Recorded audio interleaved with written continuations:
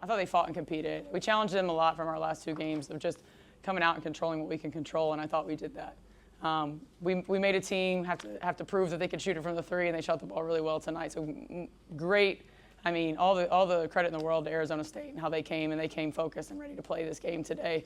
But I really thought our players competed, especially with a player or 2 out, being able to kind of step up to the challenge. So really, really, really proud of our team and our effort. And I think we're starting to figure out who we are. And so really, really pleased to see that tonight. In the first quarter, like you said, ASU was shooting practically 80% of the 3-point line.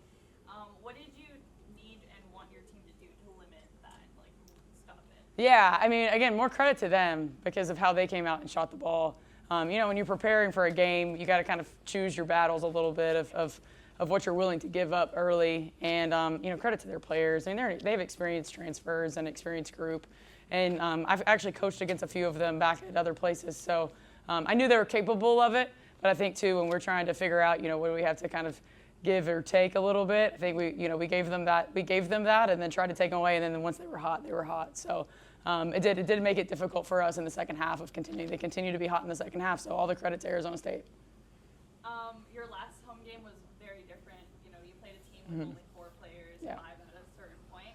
How did you get your team to focus on like you said, an Arizona State team that's very experienced? I think for us, Arizona State has the name and they have the brand, and I think our players were excited to play this game.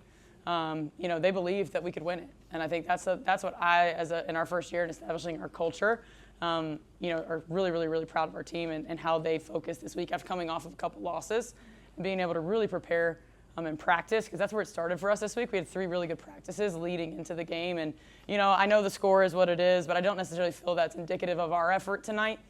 So really, really pleased with our effort and our energy, our leadership, how we were composed the entire game, and how we competed. I noticed in the first half there were times where your point guards picked up their dribble and then ASU really put that pressure on.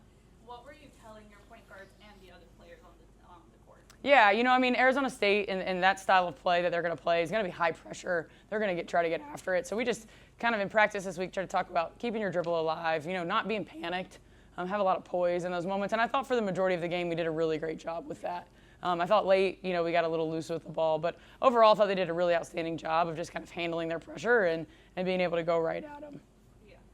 My last question for you is, during the last game, you mentioned that there's the slogan, us versus us. Mm-hmm. What's an example of that from Yeah. I think for us, it's us versus us all year, right? That's gonna be who we are. And I think we're constantly having to take things from one game and take it over to the next game. And I thought we did a much better job rebounding tonight. I thought that was an area that we really got exposed in against CSUN, and we really challenged ourselves this week in practice to really do that, especially against a team that had a major size advantage over us. So I really am proud of our effort, and I think next man up too, right?